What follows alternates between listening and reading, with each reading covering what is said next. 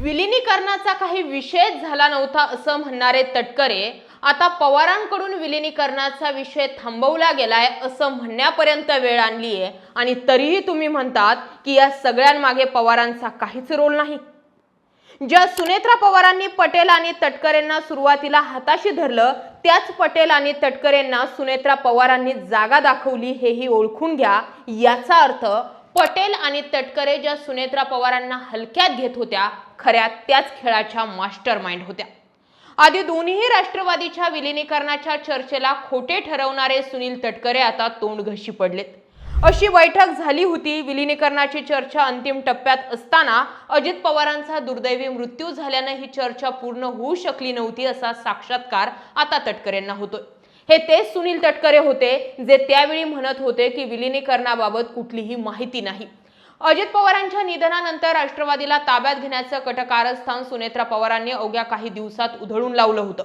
आता त्याचा दुसरा अंक रचला जात असताना सुनेत्रा पवारांनी पुन्हा एकदा आपला अधिकार जो आहे तो वापरला।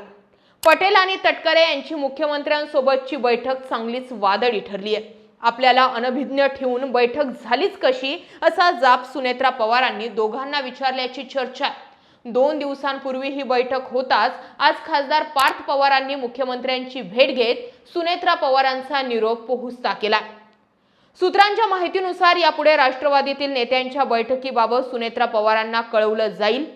बैठकीतील मुद्द्यांबाबत पारदर्शकता ठेवली जाईल असं आश्वासन पार्थ यांना मुख्यमंत्री देवेंद्र फडणवीस यांनी दिल्याची चर्चा होते। राज्यात सर्व पक्षाचा अभ्यास केला तर अजित पवार गटात जेवढं अविश्वासाचं वातावरण आहे तेवढं कुठल्याही पक्षात नाही। सुनेत्रा पवारांना अंधारात ठेवून अनेक कट शिजत असल्याची चर्चा राजकीय वर्तुळात होत असताना आता सुनेत्रा पवार देखील पाठीवरील हे वार परतवून लावताना दिसतात। मतदारसंघातील विकास काम सध्या हा शब्द घासून घासून इतका गुळगुळीत झालाय की खोटं बोलण्याला पर्यायी शब्द म्हणून मतदारसंघातील विकास काम हा शब्द प्रयोग आता करावा लागतोय की काय अशी स्थिती आहे। अशीच मतदारसंघांच्या विकास कामासंदर्भातील बैठक मुख्यमंत्री देवेंद्र फडणवीस आणि सुनील तटकरे आणि प्रफुल्ल पटेल यांच्यात एकाच वेळी झाली। परंतु या बैठकीची कुणकुण लागताच उपमुख्यमंत्री सुनेत्रा पवारांनी 2 दिवसात सूत्र हलवून अक्षरशः पटेल आणि तटकरे यांना धारेवर धरले आणि वठणीवर आणले। अजित पवारांच्या राष्ट्रवादीत सध्या दुही माजलेली दिसून येते। कटकारस्थानांमुळे या पक्षात इतकं अविश्वासाचं वातावरण झालंय की पक्षातील वरिष्ठांना अंधारात ठेवून परस्पर भेटी अन बैठका आटोपल्या जात आहेत। अजित पवारांची अग्नी शांत होत नाही। तोच पक्षावर ताबा मिळवण्यासाठी पडद्याआड काय काय झालं हे आधीच्या घटनाक्रमांवरून सिद्ध झालेलंच आहे। अजित पवारांच्या अपघाती निधनानंतर राष्ट्रवादी काँग्रेसमध्ये नेतृत्वाची पोकळी निर्माण झाली। या कठीण काळामध्ये सुनेत्रा आणि पार्थ पवार यांनी अत्यंत धैर्याने पक्ष सावरण्याचा प्रयत्न केला।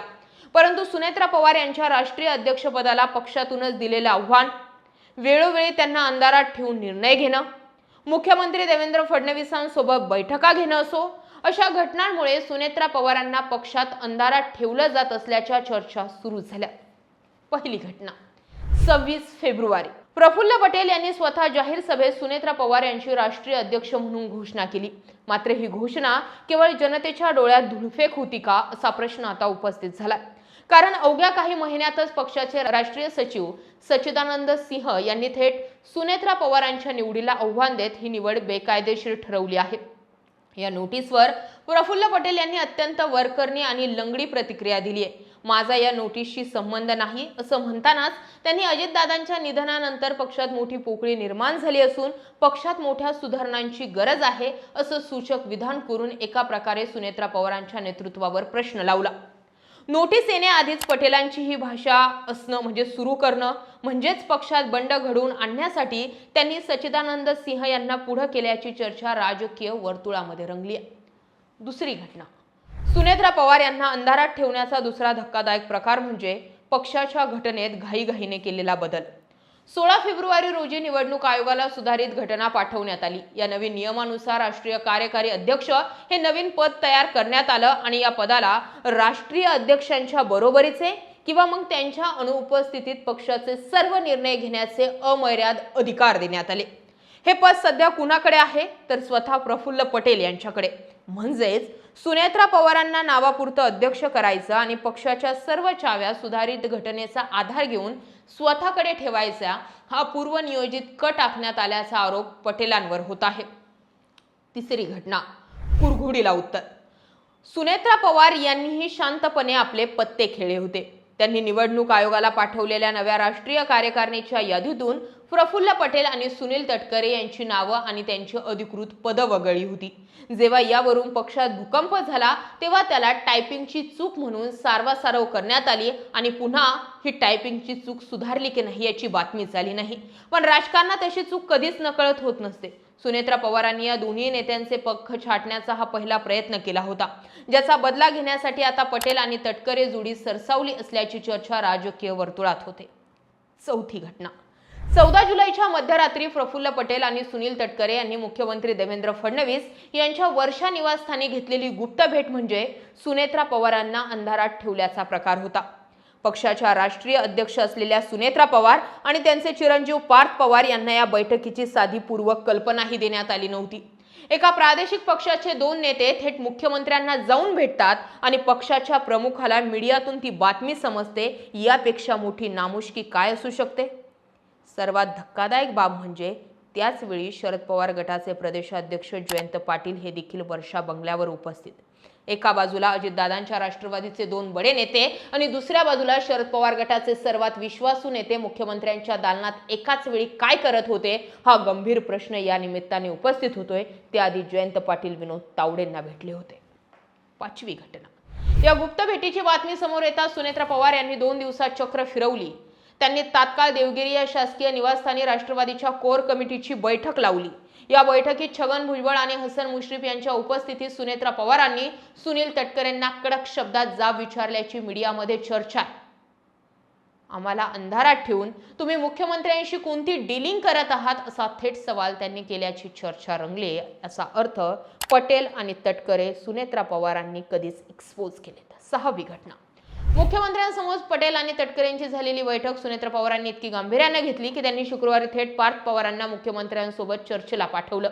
सूत्रांच्या माहितीनुसार राष्ट्रवादीतील कोणत्याही नेत्यानं परस्पर अशा पद्धतीने मुख्यमंत्र्यांशी भेट घेण्याचा प्रयत्न केला याची माहिती सुनेत्रा पवारांना आधी कळवण्यात यावी अशी मागणी करण्यात आली. त्याला मुख्यमंत्र्यांनी सकारात्मक प्रतिसाद दिल्याची देखील चर्चा आहे. सुनेत्रा पवारांनी पटेल आणि तटकरे या जोडीचे आता पंख छाटायला सुरुवात करायला हवी असा सूर त्यांच्या कार्यकर्त्यांमधून उमटतोय. राष्ट्रवादीतील या अंतर्गत यादवीवर विरोधी पक्षांनी सुनेत्रा पवारांना संधी साधू नेत्यांपासून सावध राहण्याचा इशारा दिला. सुनेत्रा पवार जर स्वतःला पक्षाच्या राष्ट्रीय अध्यक्ष मानत असतील तर त्यांनी केवळ बैठकीतून सुनावून चालणार नाही. प्रफुल्ल पटेल आणि सुनील तटकरे यांच्यावर थेट शिस्तभंगाची कारवाई करून पक्षातून निलंबित केले पाहिजे. जर घरातल्या घरात चालणाऱ्या या गद्दारीला त्यांनी आताच ठेचलं नाही तर हे नेते संपूर्ण पक्ष भाजपच्या खिशात टाकतील असा सल्ला ठाकरे गटाचे नेते अंबादास दानवेंनी दिला. दुसरीकडे अंजली दमानिया यांनी ही टीका केली आहे. प्रफुल्ल पटेल आणि सुनील तटकरे हे कधीच कोणाचे सख्खे होऊ शकत नाहीत. ईडी आणि सीबीआयच्या भीतीने स्वतःची कातडी वाचवण्यासाठी हे नेते भाजप नेत्यांचे उंबरठे झिजवत आहेत. सुनेत्रा पवार यांनी या नेत्यांवर डोळे झाकून विश्वास ठेवणं ही त्यांची सर्वात मोठी राजकीय घोडचूक ठरेल. प्रफुल्ल पटेल आणि सुनील तटकरे यांची पक्षातील भूमिका राजकीय वर्तुळामध्ये संशयास्पद वाटत आहे. याआधीही विलिनीकरणाची चर्चा झालीच नव्हती असं म्हणायचं आणि नंतर युटर्न घेऊन चर्चा झाल्याचं मान्य करायचं, भाजप सोबत पडद्यामागे भेटी घ्यायचे, हे काळबेरं राजकारण आता पूर्णपणे उघडं पडलंय. एकीकडे राष्ट्रीय अध्यक्षपदाला कायदेशीर नोटिसीद्वारे आव्हान द्यायचं आणि दुसरीकडे पक्षाच्या घटनेत बदल करून स्वतःकडे अधिकार खेचायचे, हा सुनेत्रा पवारांना संपवण्याचा पद्धतशीरपणे कार्यक्रम असल्याच्या चर्चा कालपासून राजकीय वर्तुळामध्ये सुरू झाल्यात. सुनेत्रा पवारांनी केवळ जाब विचारण्यापुरता मर्यादित मवाळ भूमिका सोडून आक्रमक व्हावं अशी भावना त्यांच्या कार्यकर्त्यांमध्ये. या सर्वांमध्ये भाजपची भूमिका ही तेवढीच महत्त्वाची आहे. पक्षातल्या वरिष्ठांना अंधारात ठेवून बैठकीला येणाऱ्या नेत्यांना भाजपच्या नेतृत्वानं ही चाप लावला पाहिजे अशी अपेक्षा व्यक्त होती. सुनेत्रा पवार कच्च्या खिलाडी नाहीत. अजित पवारांच्या रंगीत तालमीत आणि पवारांची सून म्हणून घेणाऱ्या सुनेत्रा पवार यांना राजकीय छक्के पंजे चांगले कळतात आणि म्हणूनच अजित पवारांच्या निधनानंतर पहिला गाव सुनेत्रा पवारांनी पटेल आणि तटकरे यांच्या कुरघोडींवर टाकला. आता तुम्ही या सगळ्या घडामोडींकडे कसं पाहता? सुनेत्रा पवारांचं राजकारण लॉंग टर्म टिकेल? कमेंट करा. जय महाराष्ट्र.